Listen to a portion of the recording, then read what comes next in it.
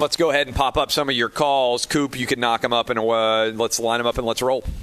All right, we got Rick in New Hampshire. Rick, what you got for me? Hey, Clay, thank you for tackling things people care about.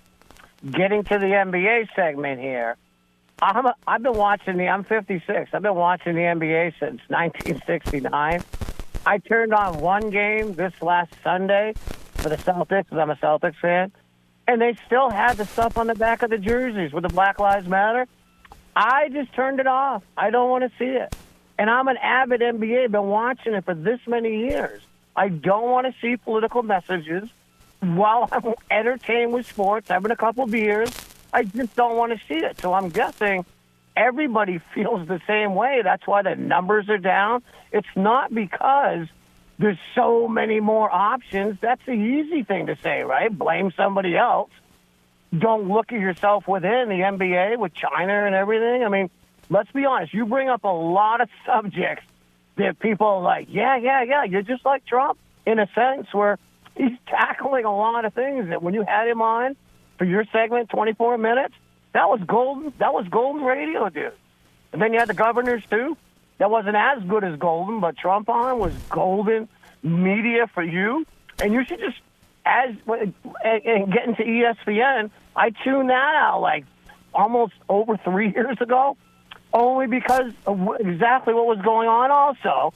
And that's why I've always listened to, Fox Sports, watch it with Shannon, with NASCAR and everything.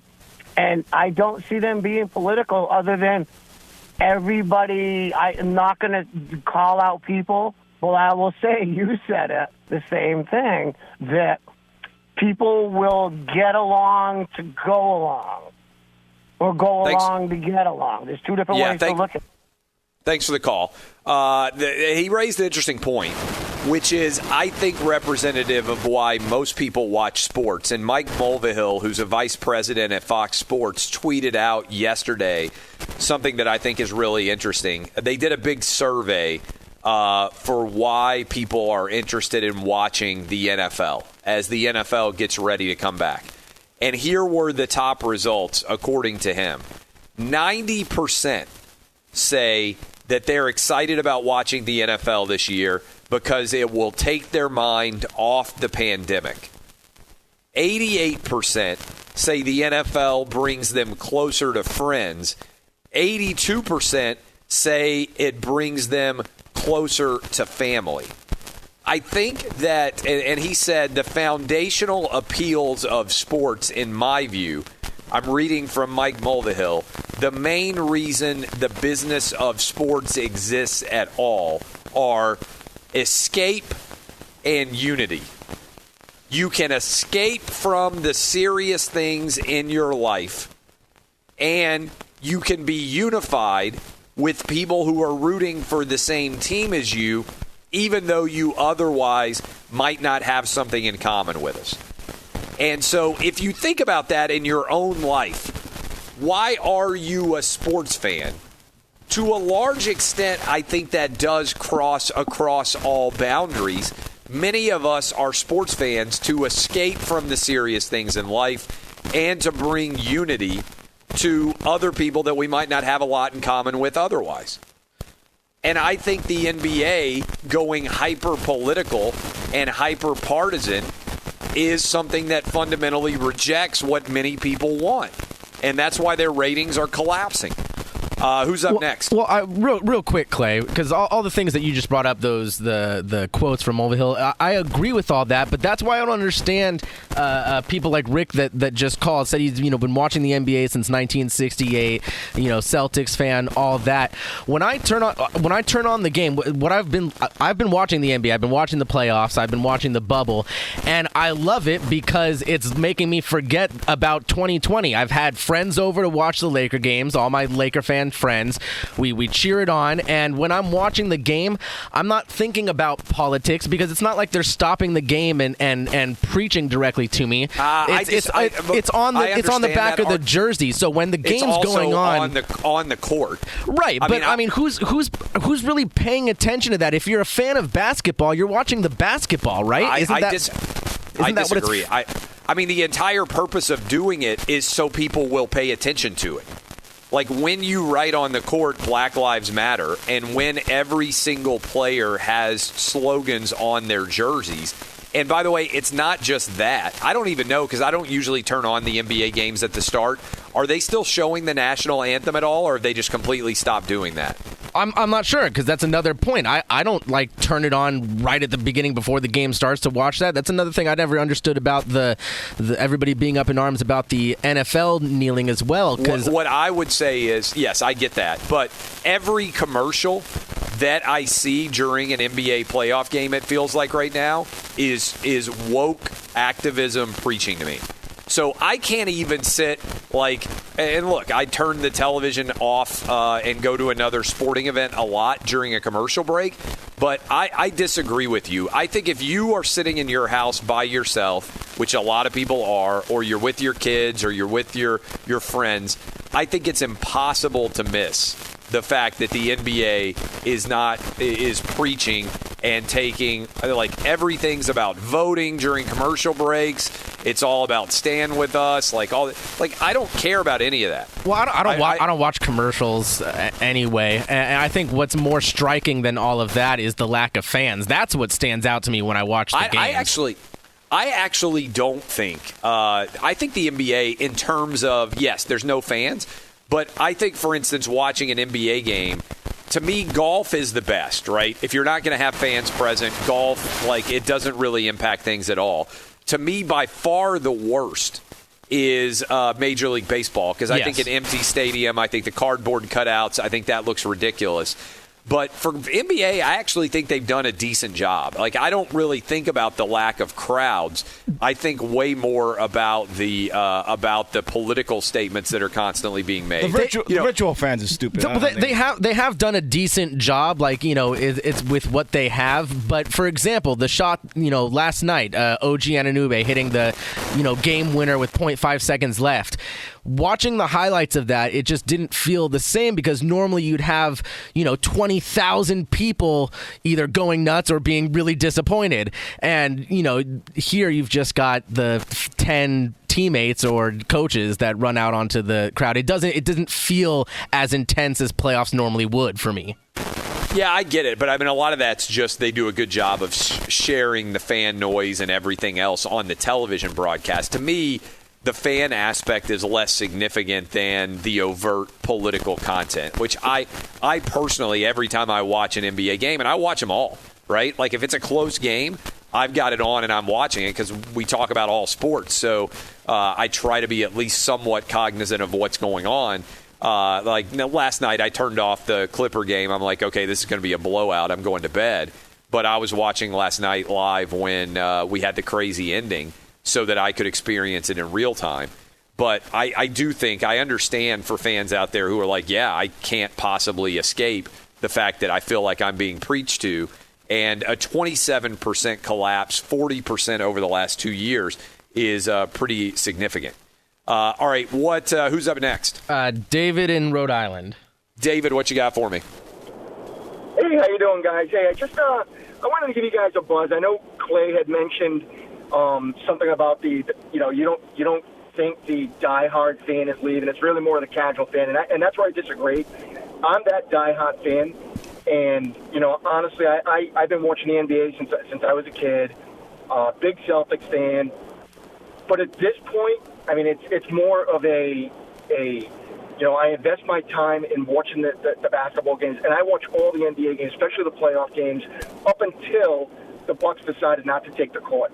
And while I don't agree with the slogans that are on the back of the jerseys and putting the Black Lives Matter on the court, and I don't disagree with it, but you know what? I don't have to pay attention to it, and I don't pay attention to it. But now the fact that I'm trying to invest my time and I'm trying to watch these games, and this Milwaukee Bucks fiasco where they decide not to take the court, I mean, it just puts me over the top. I mean, if Adam Silver had a spine, he would have done something significant so that they don't just do it again the next time something happens, or the next time somebody gets shot. And on top of all that, when's the last time you heard an NBA guy come on TV and ask, why was that guy Blake shot? What happened that led up to that whole Blake video where everybody sees that 10-second video of him getting shot, but nobody really cares what led up to that. You know, so it's not like it's a two-sided thing, and the NBA is letting everybody see both sides. It's a one-sided thing. And while I completely disagree with these NBA guys, and I completely disagree with the direction the NBA is going in basically allowing these players to do anything and everything they want, where does the NBA stand on China? Why doesn't anybody defend that? But all you're going to hear is the one side of it. All you hear is the one side. Thank you for the call. We talked about this on the show this week. On Monday with Jason Whitlock, the news on Jacob Blake comes out. The person who called police, the reason why there was someone there was a black woman called police because she said that Jacob Blake had sexually assaulted her, there was a felony sexual assault warrant out for him. And she had showed back up violating a trespassing order, and she was calling police asking for help, which is the exact opposite of course, what LeBron James got attention for saying, which is, black people are all terrified of the police. Well, not this black woman who called police asking for help. Jacob Blake resists arrest and ends up getting shot while he's evidently got a knife in his hand. Now, you can argue about whether or not the number of shots needed to be fired, but the fact that the NBA just totally dropped this story, and so did almost everybody else in sports media. It was like Michael Bennett alleging racism from the Las Vegas police. It was like LeBron James alleging somebody had written a racial slur on his gate. As soon as details and facts came out that didn't support the initial story, the media just dropped it. I haven't heard anybody talking about Jacob Blake lately. All the details came out about his case, and it's like all of a sudden sports runs in the opposite direction. They're not even going to mention it. And it's pretty wild to me how stories like that consistently happen in sports all the time. As long as the narrative is one that the sports media wants to support and athletes want to support, we hear about it all the time. As soon as there's facts that come out that contradict that, it vanishes. Who's up next? We got Eddie in Texas. Eddie, what you got for me?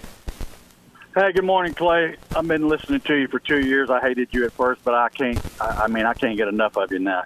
You're like spot on everything. And today, I'm an older gentleman, and you get my blood pressure up. I'm originally from Houston. I follow all sports for one reason.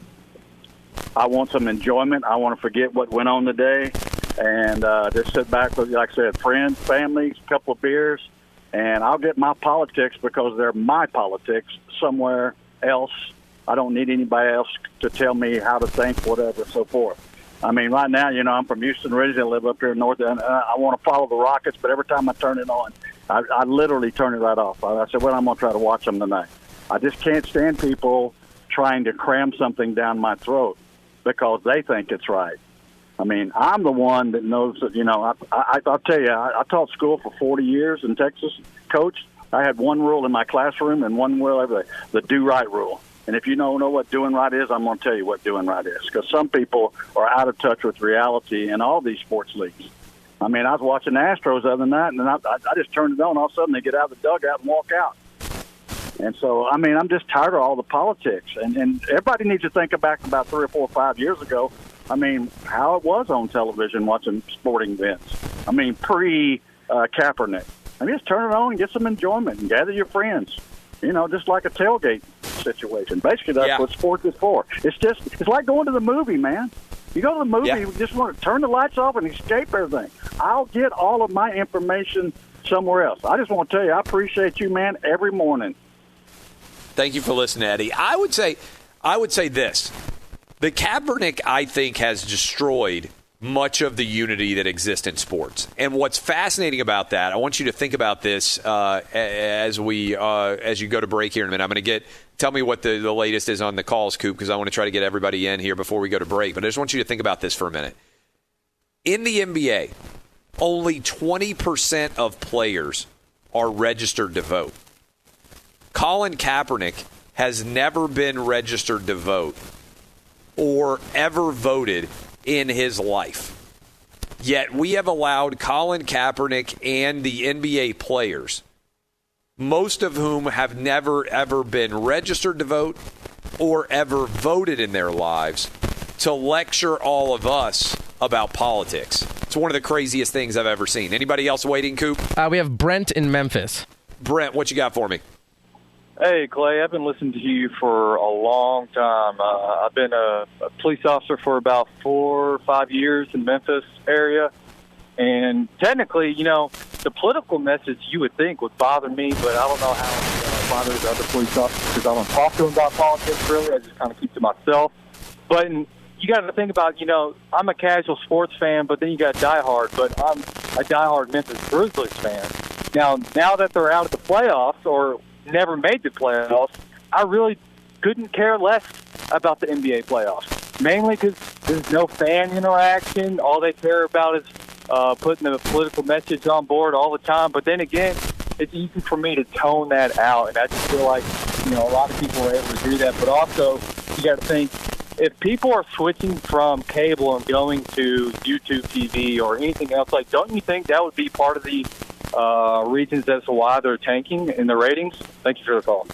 Yeah, I think you could make that argument. The difference is we're not seeing tanking in the ratings for the NFL or for college football or, frankly, for the PGA or for hockey or for Major League Baseball. The NBA uniquely is tanking, and I don't think it's a coincidence that the NBA is tanking and they are the most political of all the sports leagues. We got a lot of people who want to weigh in, including, I believe it was John in Pennsylvania on the Outkick VIP line. What you got for me, John? Good morning, sir. I just want to weigh in here. I don't really call in the show. I love your show. I've been listening for the entire time you've been on the radio. But, my family is huge sports fans. We all play basketball. I played basketball in high school. Both my sons have Embiid jerseys and Ben Simmons jerseys. But the second we turned it on and saw the political messages on the jerseys and on the court, we couldn't watch it anymore. We watched probably 5 minutes of basketball. And so what are you watching instead? Honestly, YouTube, Netflix. We watch a lot of golf. We watch UFC. Yep. That's what we tune into now. I appreciate the call, and thanks for being an Outkick VIP. I'm not only fascinated by what people are choosing to do when it comes to the NBA, because, again, ratings, if you're just waking up, have tanked in the first round, down 27% versus last year, down 40% from 2 years ago. What are you choosing to watch instead if you've abandoned the NBA? Because I'm kind of curious. So who would benefit from this abandonment? The PGA? Maybe that is somewhat of a situation. Because what's fascinating about this is, remember, the argument was, when sports come back, there's going to be so much pent-up demand.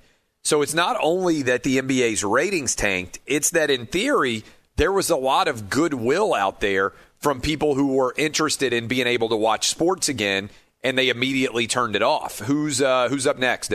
What you got for me, Coop? Kenny in Las Vegas. Kenny, what you got?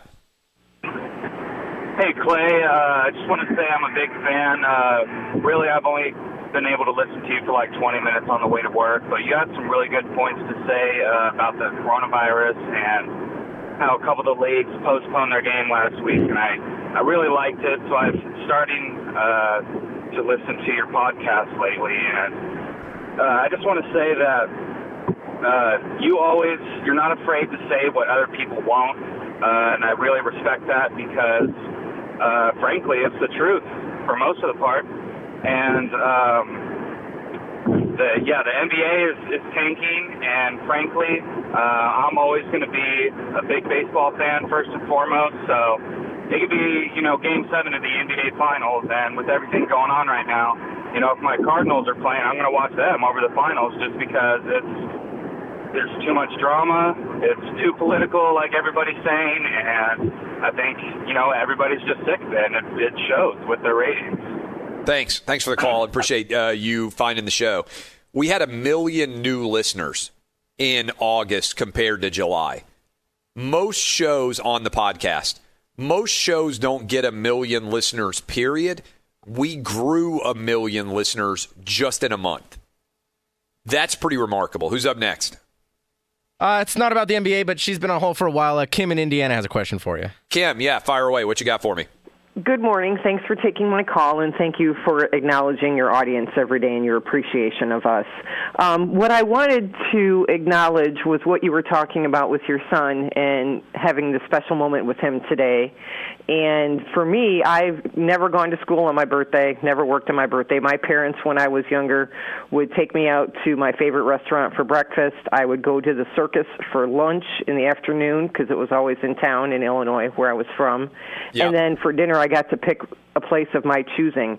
And it is very fond memories that I carry with me to this day, which is also why I acknowledge other people in their special day. So you're giving him an incredible gift that he's going to really carry with him for the rest of his life. And that's something to be admired. And I want to say thank you.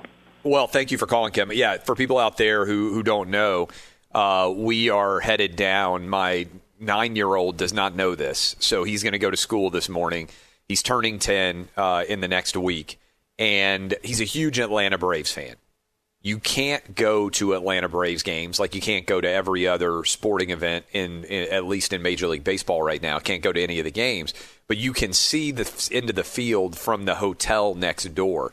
So it's a doubleheader today. We're going to take him out of school. He has no idea. We're going to surprise him, and we're going straight down to watch the doubleheader and the game tomorrow as well. He's going to be ecstatic. I can't wait. But how wild of a 9 turning 10 birthday is that going to be in 30 or 40 years to be able to tell the story of the pandemic year when you watched from your birthday a game from a hotel room? It's crazy. This is Outkick.